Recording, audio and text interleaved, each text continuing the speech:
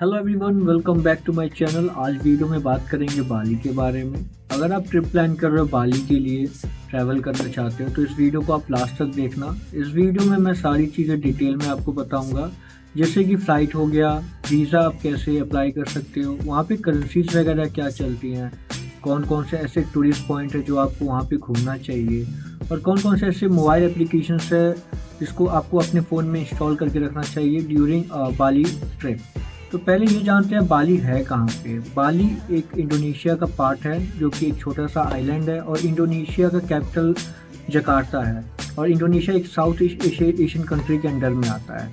तो बेसिकली अगर इंडोनेशिया को आप देखोगे तो वो छोटे छोटे आइलैंड से एक इंडोनेशिया बना हुआ है, जिसमें से एक छोटा सा आइलैंड है बाली, जो कि करीबन 120 और 130 किलोमीटर के दायरे में फैला हुआ है। बाली का जो मेन इंटरनेशनल एयरपोर्ट है वो है डेस्पो। तो जब भी आप इंडिया से ट्रैवल करोगे, इंडिया की किसी भी पॉपुलर सिटी से ट्रैवल करोगे बाली के लिए, तो मेजरली आपको जो डायरेक्ट फ़्लाइट्स है वो बहुत कम देखने को मिलेंगे। वाया फ़्लाइट्स बहुत सारे आपको मिलेंगे। तो अब बात करते हैं फ़्लाइट के बारे में। अगर आप इंडिया से ट्रैवल कर रहे हो बाली के लिए तो आप स्काई स्कैनर ट्राई कर सकते हो। Skyscanner is the best platform where you can search और where you can compare from all website for flight tickets and hotel booking also. तो इसमें क्या होगा कि आपको सारी वेबसाइट से एक तरीके से क्लियर करके आपको एक बेस्ट ऑफ़र करता है फ़्लाइट के बारे में। तो आप स्काई स्कैनर ट्राई कर सकते हो। अदरवाइज़ बहुत सारे ऐसे इंडियन वेबसाइट्स हैं, मेक माई ट्रिप वाई वो आप वहाँ से भी टैली कर सकते हो। बट जो बेस्ट ऑफ़र मिलता है वो चीप फ्लाइट या फिर स्काई स्कैनर से आपको मिल जाता है। अब बात करते हैं कि इसका फ़्लाइट का आपको बजट क्या आता है। तो बेसिकली अगर आप मुंबई, दिल्ली, हैदराबाद पॉपुलर सिटीज़ से आप फ्लाई करते हो तो आपको करीबन 25,000 के आसपास का टिकट आता है, जो कि डायरेक्ट फ़्लाइट नहीं होता। अगर आप डायरेक्ट फ़्लाइट लेते हो तो वो और भी एक्सपेंसिव चला जाता है। और मेजरली आप फ़्लाइट को जब भी बुक करना, ये ध्यान रखना कि आपको अगर ट्रैवल करना है तो बहुत पहले से आप फ़्लाइट बुक करना है, बिकॉज बाली के लिए फ़्लाइट्स वगैरह बहुत एक्सपेंसिव चलते हैं। आपके बजट में मेन रोल प्ले करता है आपका फ़्लाइट का फेयर, तो ये बहुत ही एक्सपेंसिव जाता है। अब बात करते हैं वीज़ा के बारे में। आप बाली ट्रैवल कर रहे हो तो वीज़ा की ज़रूरत पड़ेगी। तो पहले मैं आपको ये बता देता हूँ कि वहाँ पे वीज़ा ऑन अराइवल है इंडियंस के लिए। इंडियन सिटीज़न जब भी वहाँ अराइव करते हैं तो वो उनके लिए वीज़ा का कोई ज़्यादा इशू नहीं होता है। वो इमिग्रेशन पे जाके वीज़ा ऑन अराइवल ले सकते हैं, जो कि अगर वो शॉर्ट टाइम के लिए विज़िट कर रहे हैं 1 महीने के अंदर तो वो without any payment, is free of cost, वो वीज़ा ले सकते हैं। अगर उनको 1 महीने से अबव रुकना है तो वो $35 पे करके वो स्टिकर वीज़ा ले सकते हैं। वो भी वीज़ा ऑन अराइवल पे ही आपको मिलता है।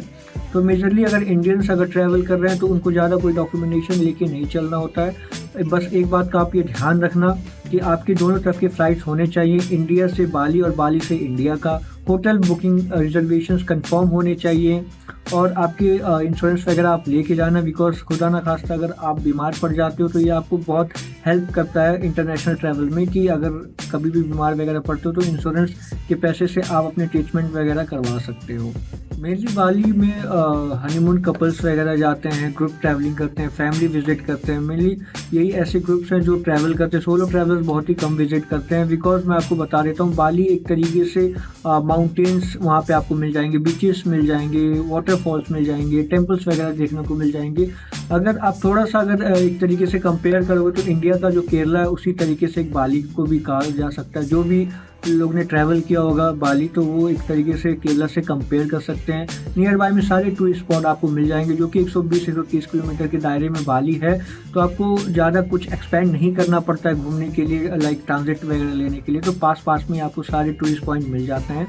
तो अब बात करते हैं कि कौन कौन से ऐसे टूरिस्ट पॉइंट है, और जब भी आप अगर बाली पहुंचते हो तो आपको किस तरीके से प्लान करना चाहिए सिटी को एक्सप्लोर करने के लिए, कौन कौन से ऐसे एक्टिविटीज़ है जो आप वहां पे कर सकते हो। जब आप बाली अराइव करते हो तो आप एक तरीके से कोटा में स्टे कर सकते हो, नियर बाई है, जो कि 11-12 किलोमीटर का डिस्टेंस पड़ता है। कोटा, कोंगड़ो और ये सब एरिया में आप स्टे कर सकते हो। मेनली कोंगड़ो जो है वो एक नाइट लाइफ के लिए फेमस है। जब भी आप विज़िट करोगे नाइट लाइफ वहाँ पे बहुत अच्छे तरीके से आपको देखने को मिलेगा, क्योंकि बाली एक तरीके से पूरे समुद्र से घिरा हुआ है। तो बीचेस वगैरह आपको बहुत सारे देखने को मिल जाएंगे, वाटरफॉल्स हो गए, माउंटेन्स हो गए, और नाइट लाइफ के लिए तो बहुत ही फेमस एरिया। अब बात करते हैं वहाँ की करेंसी के बारे में। वहाँ पे जो करेंसी चलता है वहाँ पे चलता है रुपया। तो आप ये मत सोचना कि इंडिया का रुपया चलता है। इंडिया का जो 1 रुपया होता है वो 180 इंडोनेशियन रुपया होता है। तो करेंसी में बहुत ही फ़र्क है। थोड़ा सा ट्यूनिंग में अगर देखेंगे तो रुपया सेम लगता है, बट दोनों में बहुत ही फ़र्क है। और जब भी आप इंडिया से ट्रैवल करना तो मोस्टली यूएस डॉलर ही आप कैरी करना। हर वीडियो में मैं यही बताता हूँ कि यूएस डॉलर में बड़ा नोट ही आप लेके ट्रैवल करना, जैसे $100 के हो गए, बिकॉज उसके वैल्यूज़ अच्छा मिलते हैं जब भी आप कन्वर्ट करते हो। और एक बात का हमेशा ध्यान रखना, जब भी आप इंडोनेशिया लाइक बाली वगैरह विजिट करना तो आप उतने ही पैसे को एक्सचेंज करना जितना आपको ज़रूरत है। टाइम टू टाइम जैसे जैसे आपका एक्सपेंस बढ़ता है उस हिसाब से आप अपने डॉलर्स को कन्वर्ट करवा सकते हो, कि वहीं पे आप कन्वर्ट करवाना जहाँ पे मेनली लाइक करेंसीज वगैरह एक्सचेंज करते हैं। बिकॉज बहुत सारे ऐसे स्कैम्स हैं इंडोनेशिया लाइक बाली वगैरह में कि आपको फेक करेंसीज वगैरह या फिर एक्सचेंज रेट वगैरह गलत देते हैं, तो कुछ ना कुछ ऐसे स्कैम्स हो जाते हैं। तो उससे बचने के लिए आप उनके पास ही जाना जो मेनली करेंसी एक्सचेंज का ही काम करते हैं। आपको काउंटर देख के ही समझ में आएगा कि इनका पर्टिकुलरली एक काम ही है कि वो करेंसी एक्सचेंज करते हैं। तो वहाँ पे आपको कभी कोई भी दिक्कत चीज़ें नहीं होंगी और एक्सचेंज रेट भी अच्छा मिले। अब बात करते हैं कौन कौन से ऐसे मोबाइल एप्लीकेशंस है जो कि आपको अपने फ़ोन में रखना चाहिए वाइल ट्रैवलिंग बाली। तो पहला है गोजैक, जो कि एक कैब बुकिंग एप्लीकेशन है, और ग्रैब भी एक तरीके से कैब या बाइक टैक्सी वगैरह आप इससे बुक कर सकते हो।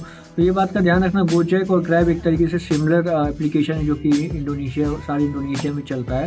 तो इससे आप बाइक टैक्सी और कैब वगैरह और प्लस इससे आप फूड भी ऑर्डर कर सकते हो। अगर वेज फूड वगैरह मील आपको, तो वहाँ पे वेजिटेरियन फूड मोस्टली मिल जाते हैं। लाइक जो भी स्ट्रीट फूड होता है आपको बेसिकली वेज फूड वहाँ पे मिल जाते हैं। लेकिन अगर आप ऑनलाइन ऑर्डर करके खाते हो तो गोजैक या फिर ग्रैब वगैरह से आप बुक कर सकते हो। बाली बाइबल डाउनलोड कर सकते हो। बेसिकली बाली बाइबल एक तरीके से बाली के रूट के बारे में, वहाँ पे कौन कौन से ऐसे अच्छे पॉइंट्स हैं जहाँ पे आप विजिट कर सकते हो। तो बाली बाइबल आप कंपलसरी आप वहाँ पे डाउनलोड करके रखना, इससे आप बहुत ही हेल्प मिलेगा जो भी गाइडेंस वगैरह हैं। तो अगर कुछ भी ऐसे टूरिस्ट स्पॉट आपसे इस वीडियो में छूट जाते हैं या फिर आपको भी ध्यान में नहीं रहता, यूट्यूब पे भी नहीं मिलते, तो बाली बाइबल में आपको सारी चीज़ें देखने को मिल जाएंगी। अब आ जाते हैं कि करेंसी एक्सचेंज एप्लीकेशंस भी आप अपने फ़ोन में रखना, बिकॉज बहुत इंडियंस कैलकुलेशन में बहुत ही अच्छे होते हैं, बट इंडोनेशिया का जो करेंसी है वो बहुत लंबे लाइक एक तरीके से न्यूमेरिकल में है। तो कैलकुलेशन करते समय आपको बहुत ही दिक्कत होगा, तो आप सीधा इससे कन्वर्ट करवा सकते हो। अब बात करते हैं कौन कौन से ऐसे टूरिस्ट प्लेस है जो कि आप घूम सकते हो, बट ये भी डिपेंड करता है कि आप अकेले जा रहे हो, फैमिली के साथ जा रहे हो, या कपल हो, या फिर ग्रुप ट्रैवलिंग कर रहे हो। पहला आता है कांगू और फिर आता है कोटा। दोनों में आप अच्छे टाइम स्पेंड कर सकते हो, नाइट लाइफ वगैरह वहाँ पे बहुत अच्छा है। तो ये स्पॉट्स आप अपनी लाइक बकेट लिस्ट में ऐड कर लेना। ये दोनों प्लेस आप विजिट करना। नाइट लाइफ मोस्टली यहाँ का बहुत बढ़िया, और यहाँ के फूड वगैरह आप अच्छे से एंजॉय कर सकते हो। वेज मील नॉन वेज दोनों मिलता है। मोस्टली आप वहाँ पे वेज वगैरह ट्राई करना, बेसिकली बहुत ही टेस्टी होता है। मैंने खुद लाइक विजिट किया बाली, तो मुझे लाइक वहाँ के फूड्स वगैरह एक तरीके से इंडियन टेस्ट आता है, और कुछ वहाँ के लोकल ऐसे स्पाइसेस हैं जो कि बहुत ही टेस्टी बनते हैं। थोड़ा सा आपको पीस वगैरह चाहिए, शांत माहौल चाहिए, तो उलवातू आप जा सकते हो जो कि बहुत ही शांत एरिया है।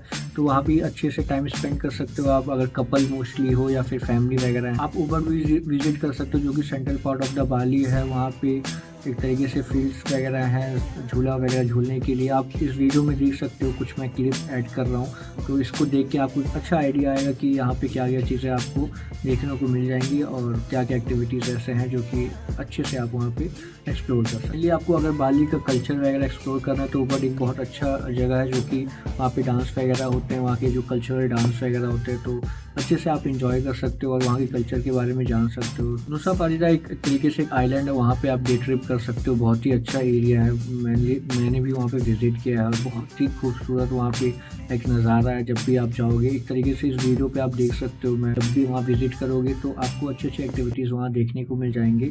और बेसिकली आप मैप पे सारी लोकेशंस ऐसे देख सकते हो जो आप विज़िट कर सकते हो।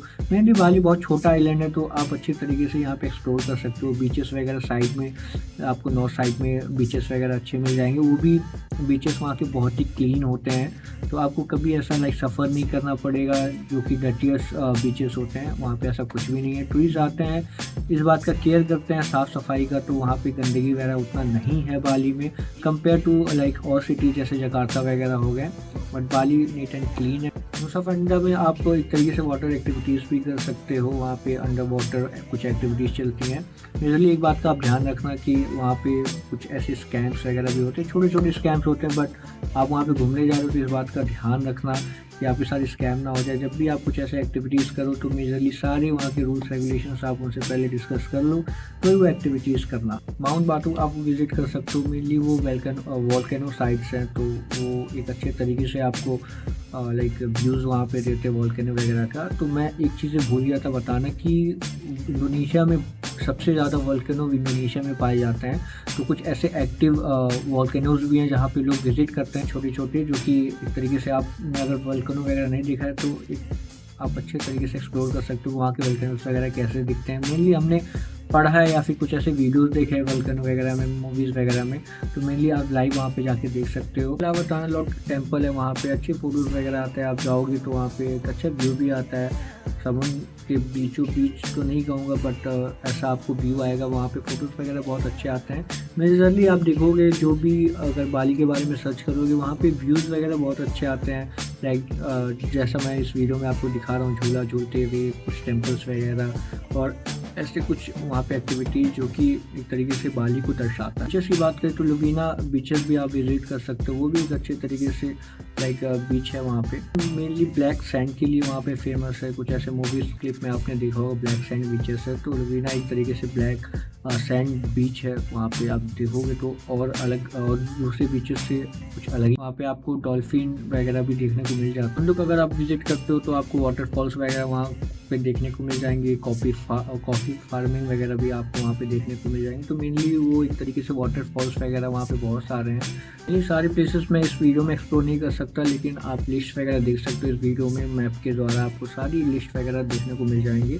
तो आपके पास अगर अच्छा टाइम है तो मेनली मैं बताऊं कि कितने दिन का आप ट्रिप प्लान कर सकते हो, डिपेंड करता है। अगर आप कपल वगैरह ग्रुप वगैरह हो तो 7 to 8 डेज़ एक अच्छा टाइम होता है जिसमें आप पूरा बाली एक्सप्लोर कर सकते हो। होटल्स वगैरह का बात करूं तो जब भी आप विजिट करो, जैसे डेस्पर वगैरह विजिट किया तो आपने कोटा वगैरह में 2 दिन के लिए स्टे ले लिया, फिर ऊबर में आपने 2-3 दिन का स्टे ले लिया। जैसे जैसे आप नुसा फारिदा में भी स्टे कर सकते हो 1 दिन के लिए, अगर डे ट्रिप आप वहाँ पे कर रहे हो।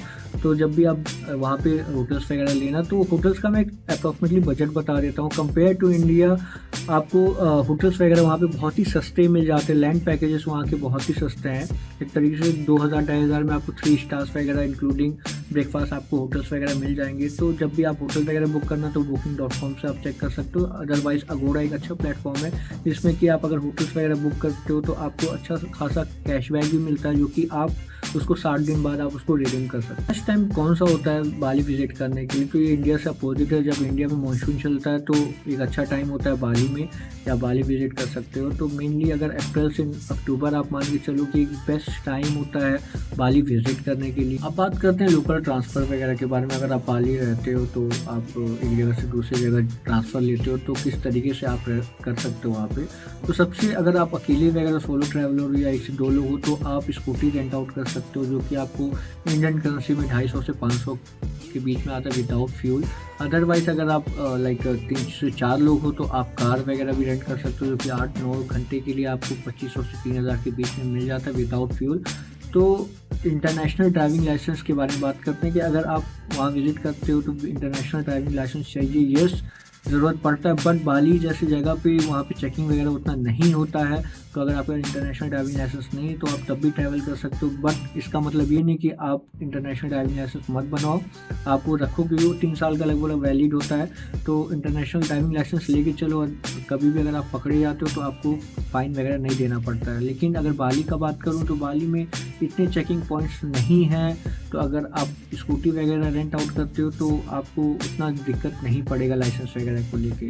आप थोड़ा सा केयरफुल होकर चलाओगे तो मुझे नहीं लगता है कि वहाँ पे कोई ऐसा वगैरह चेकिंग वगैरह चलता है, क्योंकि मैं वहाँ पे 8 से 10 दिन था तो मुझे ऐसा कभी ज़रूरत नहीं पड़ा। मेरे पास अभी तो ड्राइविंग लाइसेंस है इंटरनेशनल, बट उस समय मेरे पास नहीं था, तो भी मैंने स्कूटी रेंट आउट करके मैं अच्छे से एक्सप्लोर किया, तो मुझे अभी तक प्रॉब्लम नहीं हुआ, बिकॉज मैंने अपना खुद का एक्सपीरियंस इस वीडियो में शेयर किया है। अब बात करते हैं वहाँ पे कितने बजट वगैरह चले जाते हैं अगर आप बाली ट्रिप करते हो। तो जैसा कि मैंने फ़्लाइट का बताया कि आपको 25,000 के अप्रॉक्सीमेटली फ़्लाइट पड़ जाता है, और आप वहाँ पे स्टे लेते हो तो जैसा कि मैंने बताया कि 2500 में आपको डिसेंट लाइक बहुत ही अच्छा होटल्स वगैरह मिल जाता है। और थोड़ा सा बजट कम करते हो 1200 में भी आपको लाइक एक काम चलाओ होटल्स वगैरह मिल जाते हैं जो कि इंडिया से बहुत ही अच्छे होते हैं।